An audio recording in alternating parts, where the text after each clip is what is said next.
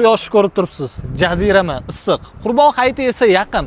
Mana shunday issiqda qaysi bozordan qo'yni qanaqa qilib tanlab olaman? Bu suvda qiynalib qolmaymanmi? Mayli so'ydirib oldim. So'ydirib olganimdan keyin ularni kimga tarqataman deb qiynalib yurgan bo'lsangiz, zo'r maslahat beraman. Mehr 20-20.